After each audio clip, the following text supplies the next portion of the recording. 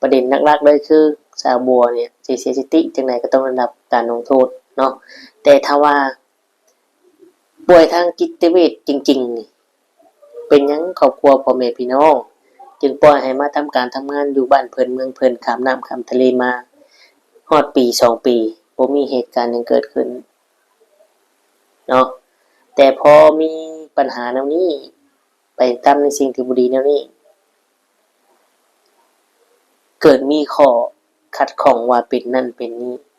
ถึงสิเป็นจังได๋ก็สร้างเนาะกฎหมายบ่ปราณีไผผิดคือผิดถูกคือถูกเนาะอ่าแต่อย่าให้มันเป็นคือสิ่งที่เฮาเห็นสิ่งที่เฮาเจออยู่ในหมู่บ้านหรือว่าอยู่ไสก็แล้วแต่ที่บ่มีความยุติธรรมมันก็มีจริงคือกันเนาะผู้เฮ็ดบ่ถูกจับผู้บ่ฮู้อีโหน่อีเหน่หยังเป็นแพะรับบาปถูกจับปี2 ปีตัดอนาคตบ่มีหยังไผรับผิดชอบมีคือกันพี่น้องเอ้ยเนาะอันนี้ก็มีคือกันมันหลายชนชั้นหลายคนหลายแบบแบ่งแยกกันออกไปเนาะพี่น้องเอาก็บ่ว่ากันมีแต่ว่าถ้าว่าจับได้แล้วเนาะก็ขอชื่นชมเนาะตำรวจไทยตำรวจลาวพี่น้องเอ้ยเนาะเพิ่นเก่งจริงๆ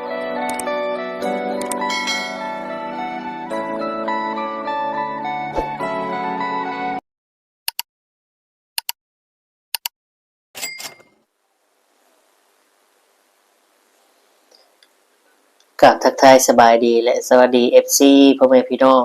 หมู่เพื่อนเบิดทุกคนทุกท่านว่าสิเป็นพี่น้องฝั่งไทยฝั่งลาวหรือว่าต่างประเทศก็ยินดีต้อนรับเข้าสู่ช่อง YouTube ตู้คำปันสุขพี่น้องเอ้ยเนาะมาเจอพ่อตู้คำวันนี้พี่น้องเอ้ยเนาะก็อยู่ห้องคือเก่าติดตามข่าวตามเคยพี่น้องเอ้ยเนาะ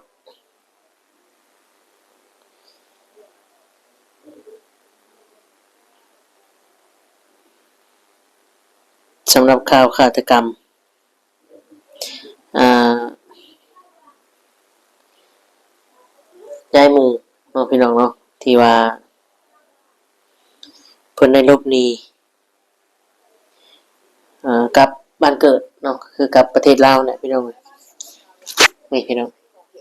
ครูเกษียณวัย79 ปีเสียชีวิตคาบ้านพักตามลำตัวและใบหน้ามีร่องรอยของการถูกกรีดด้วยของมีคมค่ะอัปเดตข้อมูลล่าสุดจากตำรวจทราบว่าผู้หญิงคนนี้หนีกลับสปป.ลาวไปแล้วตอนนี้อยู่ในระหว่างการติดตามตัวมาสอบปากคำรายละเอียดทั้งหมดจะเป็นโอ้นี่ข่าวเก่าพี่น้องเนาะสลากับผู้ชายหลังจากที่นักอีหยังนี่เมื่อวานนี้ข่าวสดนี่พี่น้อง3 ชั่วโมงเมื่อวานนี้23มังกร23มกราประชาชนแจ้งว่าเจ้าหน้าที่ตำรวจปกสแขวงจำปาสักพบนางบัวเอาพี่น้องเอ้ยเนาะนี่พี่น้องเมื่อวานนี้เมื่อวันที่23อ่ามังกรเนาะอันนี้เป็นข่าวจากประเทศลาวพี่น้องเอ้ยเนาะปี2026ประชาชนได้แจ้งว่าเจ้าหน้าที่ตำรวจปกสแขวงจำปาสักไปจับตัวนางบัวผู้ที่ก่อเหตุฆาตกรรมอ่านายจ้างคนไทยประชาชนเห็นตำรวจเข้าไปอยู่ในเรือนของนางบัวประชาชนในบ้านกองหอกองฮอกองร้อนบอกพี่น้องเลยแจ้งกับทีมข่าวสดว่าตำรวจมาจับตัวไปแล้วแต่จริงแล้วตำรวจมาเห็นว่านางบัวได้เสียสติแล้วเว้าหยังก็บ่ฮู้เรื่องแล้วสืบสวนสอบสวนไปมาเจ้าหน้าที่วิชาเฉพาะทางด้านจิตเวชเป็นบ้ามาให้การรักษาให้ลมได้ใจความก่อนดำเนินคดีตามกฎหมายเพราะว่าผู้ต้องหาเสียสติแล้วแต่มือว่านนี้ประชาชนได้เห็นว่าตำรวจเข้าไปในเรือนแท้คิดว่าพื้นที่ปิดข่าวอันนี้ขอให้ทางเจ้าหน้าที่ที่ออกมาชี้แจงทาง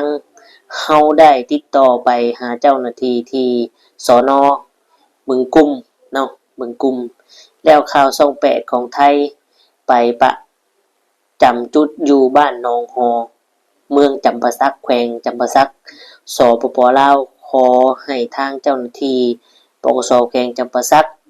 อ่าออกมาแถลงข่าวเนาะก่อนนักข่าวก่อนทั้งประเทศประชาชนคนลาวเข้าไป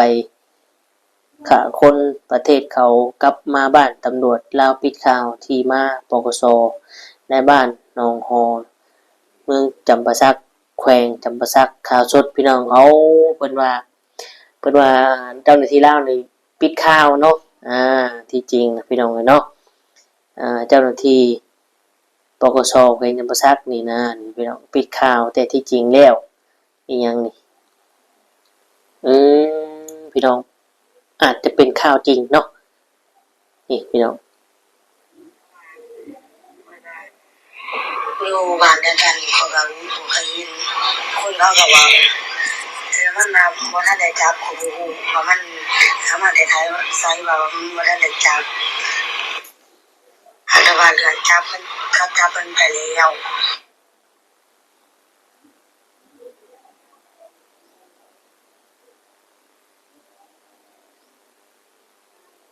นี่ยังอันนี้พี่น้องก็จับไปแล้วเนาะเอาพี่น้องเอ้ยกะดีใจเนาะดีใจที่ว่าเจ้าหน้าที่เนาะบ่ว่าสิเป็นเจ้าหน้าที่ประเทศไทยประเทศลาวเนาะถ้าว่าบ่มีเจ้าหน้าที่ไทยหรือว่าบ่มีเจ้าหน้าที่ลาวอิหยังก็บ่สามารถเฮ็ดได้เนาะถ้าว่าบ่มีเจ้าหน้าที่ลาวไทยเฮาเจ้าหน้าที่ไทยกับประสานงานบ่ได้คือกันพี่น้องเอ้ยเนาะแต่บัดนี้พี่น้องตามที่ข่าวนี้ว่าจับได้แล้วเนาะแต่หลังจากที่ก่อนที่จะจับนี่เนาะหรือว่าก่อนหลังจากจับแล้วนี่เขาเอาก่อนที่จะเข้าไปจับก่อนเนาะตามที่ทุกคำในอ่านข่าวเมื่อกี้พี่น้องเลยเนาะอ่านภาษาลาวพี่น้องเลยเนาะทุกคำกราบขอโทษขออภัยนำหลายเด้อเนาะอ่านคัดอ่านผิดๆถึกเนี่ยเพราะว่าภาษาลาวทุกคำบ่ค่อยถนัดเนาะทุกคำบ่ได้เรียนอยู่ลาวพี่น้องเองเนาะเพราะว่าทุกคำมาใหญ่อยู่ไทยทุกคำมาเรียนอยู่ประเทศไทยพี่น้องเนาะถ้าภาษาไทยทุกคำจะอ่านคล่องนิดนึงแต่ภาษาลาวในอันใดตัวที่มันยากๆทุกคำก็สะดุดหน่อยนึงเนาะพี่น้องเนาะเพราะว่าทุกคำบ่ได้เรียนเลยพี่น้องอยู่ประเทศลาวเนาะกราบขอโทษขออภัยนํพี่น้องเลยเนาะเอาเฮาก็มาเว้าประเด็นนี้ต่อพี่น้องก่อนที่เฮาจะ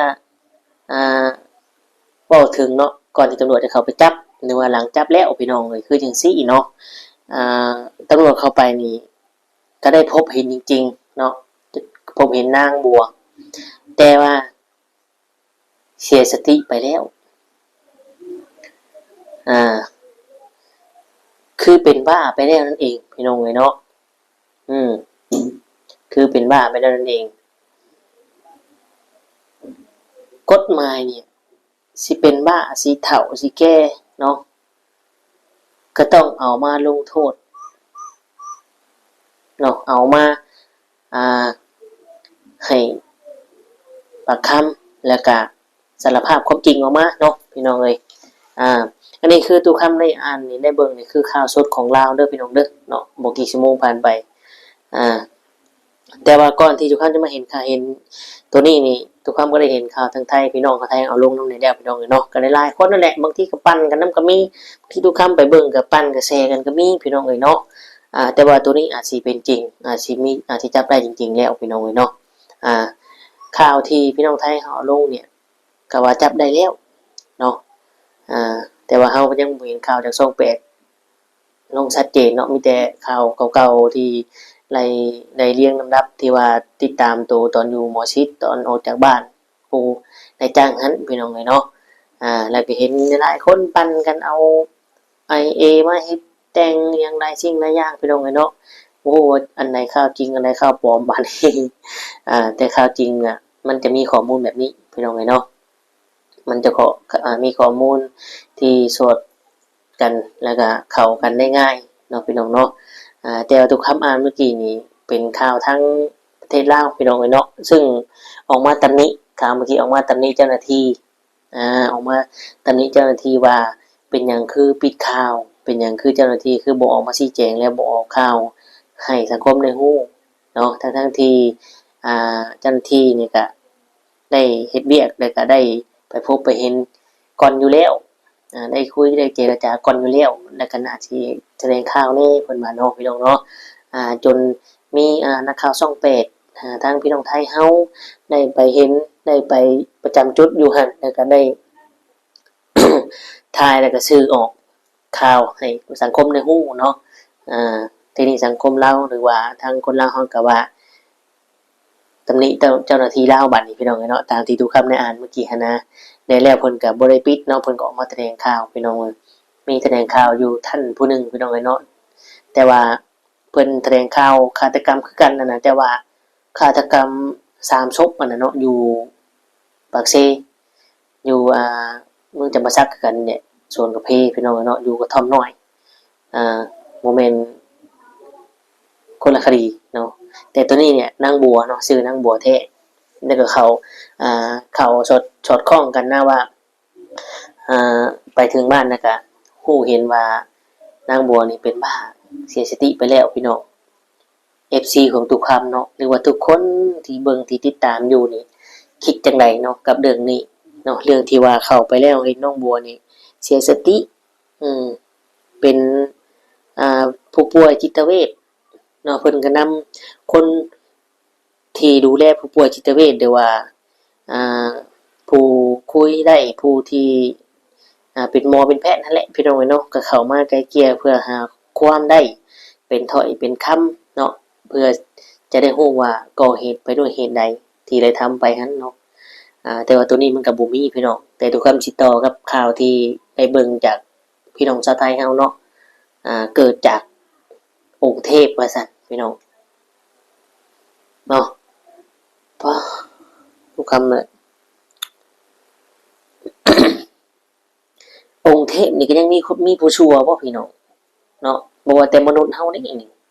เนาะองค์เทพเทวดาก็มีโจรมีชั่วมีคนร้ายคือกันบ่พี่น้องเนาะ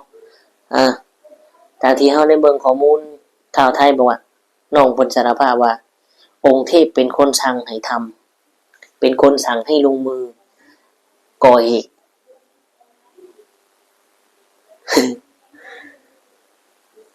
เบื้องบนทั้งเทิงเทวดานี่เนาะหรือว่านรกชั้นดินก็มีโจรมีผู้ร้ายคือกันบ่พี่น้องเนาะโอ้อันนี้เป็นข้ออ้างหรือว่ามันเรื่องจริงเท่ากับบ่ฮู้เนาะพี่น้องเนาะเหตุอันใดที่ทำให้จูงใจก่อเหตุนี่มันก็บ่แน่นอนชัดเฮาก็บ่ได้อยู่ในเหตุการณ์เนาะมีแต่เพิ่น2คนกับผู้เสียชีวิตนั้นแต่ว่าผู้เสียชีวิตก็บ่มีสิทธิ์มาเว้าหยังได้แล้วเนาะถึงแม้ว่าคนผู้ร้ายนี่สิเว้าว่าทั้งนั้นเฮ็ดผิดนำแน่ก็ทั้งนั้นเฮ็ดผิดอย่างเดียวทั้งนี้บ่ผิดเลยก็เป็นไปบ่ได้เพราะว่าคนนั้นได้เสียชีวิตแล้วผู้เจ้ามีชีวิตอยู่เว้าไปก็จังได๋พี่น้องถ้ามีพยานนี่ก็อีกแบบนึงเนาะเอา FC ของทุกคำเนาะหรือว่าผู้ใดที่ได้เบิ่งอยู่ก็คิดว่าแนวใดเนาะองค์เทพสั่งอีหลีบ่พี่น้องเอ้ยเนาะ และทุกคำสิมาตอบคอมเมนต์นึงเนาะพี่น้องเนาะเพิ่นว่าที่ทุกคำเว้ากราบขอเนาะขอว่าบ่ให้คิดเหมารวมเด้อประมาณนี้หั่นนะพี่น้องเอ้ยเนาะผู้ดีก็ดีผู้ร้ายก็มีหั่นนะเพิ่นก็เลยว่ารู้อหยังว่ารู้อย่าคนไทยเขาแยกออกนะใครผิดใครถูกอะไรประมาณนี้แม่นเนาะทุกคำเชื่อแต่คนไทยบางกลุ่มเนาะหรือว่าคนไทยที่บ่ดีคนไทยบางกลุ่มที่บ่ดีเรียกว่าผู้ที่ปั่นกระแสหรือว่าผู้ที่ยังบ่พอใจหยังสักอย่างนี่แหละเนาะก็เหมือนแบบคนประเทศเรามีกลุ่มดีกลุ่มบ่ดีเนาะพี่น้องเห็นบ่ที่ผ่านมาที่ช่วงเขมรเนาะคือช่วงพม่าเขมรบ่ที่ว่าเพิ่นได้ออกไปหาตบนะพี่น้องไปหาตบหาตีวัยรุ่นนั่นผู้เฮ็ดงานผู้บ่ได้ฮู้อีโน่อีนี่อย่างนี้แหละผู้ที่เป็นใส่ชื่อนี่แหละเนาะพี่น้องก็ทุกครั้งก็เคยเห็นแล้วนะเนาะทุกครั้งก็เลยโอ้สาธุเด้ออย่าให้เกิดขึ้นแบบนี้กับพี่น้องชาวไทยชาวลาวเฮานะพี่น้องว่ามีข่าวแบบนี้เนาะก็แม่นเพิ่นก็แยกออกกันแหละพี่น้องเนาะ บ แต่มันก็บางกลุ่มหั่นแหละพี่น้องเอ้ยเอ้าก็บ่เป็นหยังเนาะสำหรับเรื่องนี้ก็เข้าใจมีแต่ว่าเข้าประเด็นองค์เทพกันคือเก่าพี่น้องเอ้ยเนาะ องค์เทพสร้างให้ทำเพิ่นว่าพี่น้องอืมองค์เทพที่มีจริงบ่มีจริงก็เจ้าก็รับเคราะห์หรือว่ารับโทษแทนองค์เทพไปซะก่อนเนาะสมมุติจะเข้าเรือนจำจะเข้าคุกเนี่ยเชิญองค์เทพลงมาให้ข้าวให้น้ำเจ้าเนาะให้เป็นข่าวเบิ่งดูอย่าให้เป็นข่าวแต่แบบนี้ เนาะพี่น้อง FC ของทุกคำคิดว่าจังไดสำหรับองค์เทพสั่งให้สาบัวลงมือก่อเหตุฆาตกรรมครั้งนี้เนาะพี่น้องมันเกิดอะไรขึ้น องค์เทพบ่พอใจอีหยังยายหมู่เนาะหรือว่าป้าหรือนายจ้างอายุ79ปีนี้เนาะเอาสิองค์เทพบ่องค์เทพจังไดก็ซ่าประเด็นหลักๆเลยคือสาวบัวเนี่ยสิเสียสติจังไดก็ต้องได้รับการลงโทษเนาะแต่ถ้าว่าป่วยทางจิตเวชจริงๆนี่เป็นหยังครอบครัวพ่อแม่พี่น้องจึงปล่อยให้มาทำการทำงานอยู่บ้านเพิ่นเมืองเพิ่นข้ามน้ำข้ามทะเลมาฮอดปี2ปีบ่มีเหตุการณ์หยังเกิดขึ้นเนาะแต่พอมีปัญหาแนวนี้ไปทำในสิ่งที่บ่ดีแนวนี้เกิดมีข้อขัดข้องว่าเป็นนั่นเป็นนี้ถึงสิเป็นจังได๋ก็สร้างเนาะกฎหมายบ่ปราณีไผผิดคือผิดถูกคือถูกเนาะแต่อย่าให้มันเป็นคือสิ่งที่เฮาเห็นสิ่งที่เฮาเจออยู่ในหมู่บ้านหรือว่าอยู่ไสก็แล้วแต่ที่บ่มีความยุติธรรมมันก็มีจริงคือกันเนาะผู้เฮ็ดบ่ถูกจับผู้บ่ฮู้อีโหนอีเหน่หยังเป็นแพะลำบากถูกจับปี2ปีตัดอนาคตบ่มีหยังไผรับผิดชอบมีคือกันพี่น้องเนาะอันนี้ก็มีคือกันมันหลายชนชั้นหลายคนหลายแบบแบ่งแยกกันออกไปเนาะพี่น้องเอาก็บ่ว่ากันมีแต่ว่าถ้าว่าจับได้แล้วเนาะก็ขอชื่นชมเนาะตำรวจไทยตำรวจลาวพี่น้องเอ้ยเนาะเพิ่นเก่งจริงๆขอให้เก่งแบบนี้และจับคนร้ายได้ตลอดไปแบบนี้ด้วยเถิดพี่น้องเอ้ยเนาะบ่ว่าสิทั้งใต้ทั้งเหนือทั้งไสก็แล้วแต่ผู้ที่มาก่อความบ่สงบความบ่เรียบร้อยอยู่ในประเทศใดก็แล้วแต่กำจัดและจับเข้าคุกและพิจารณาคดีและประหารได้เลยเนาะพี่น้องเอ้ยนี่แหละคือความถูกต้องเนาะคำว่ายุติธรรมเนี่ยต้องมีจริงได้เห็นจริงพี่น้องประหารชีวิตก็คือประหารจริงก่อนสิประหารก็คือจังซี่แหละเข้าคุกเขาเรือนจำเที่ยวเข้าเที่ยวออกมาก่อเหตุซ้